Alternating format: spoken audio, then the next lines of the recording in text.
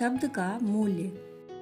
यूनान में एक सम्राट ने उन दिनों यूनान के एक महामनीषी सोलन को अपने राजमहल में बुलाया। सोलन एक सुकरात जैसा मनीषी था। सम्राट ने सोलन को सिर्फ इसलिए बुलाया क्योंकि उसकी बड़ी ख्याति थी। उसके एक एक शब्द का मूल्य अकूत था।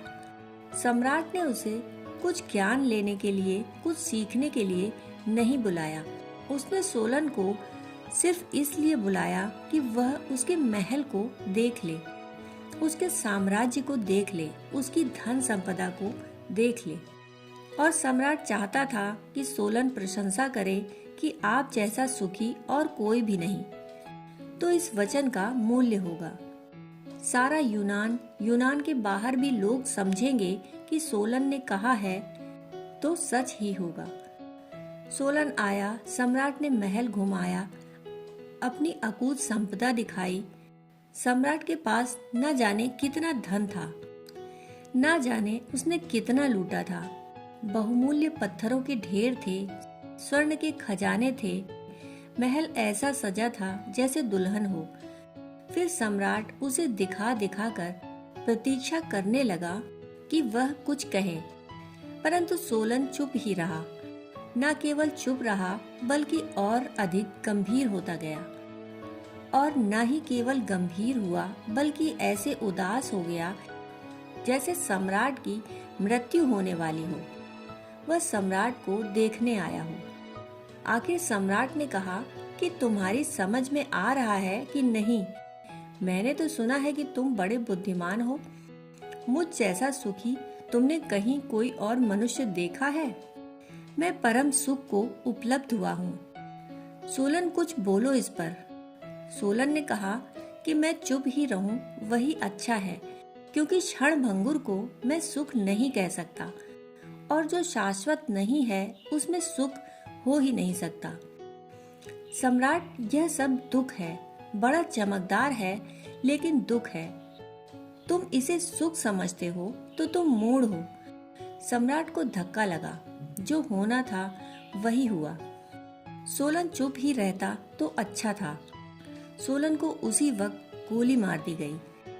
सामने महल के एक खंबे में लटका कर बंधवा कर सम्राट ने कहा, अभी भी माफी मांग लो, तुम गलती पर हो। अभी भी कह दो कि सम्राट तुम सुखी हो। सोलन ने कहा, मैं झूठ कह ना सकूंगा। मृत्यु में कुछ हर्जा नहीं है, क्योंकि मरना मुझे होगा ही। किस निमित्त मरता हूँ यह गौड़ है। तुमने मारा कि बीमारी ने मारा कि अपने आप मरा, यह सब गौड़ है। मौत निश्चित है। सम्राट, झूठ मैं ना कहूंगा। तुम भूल में हो। उसे गोली मार दी गई।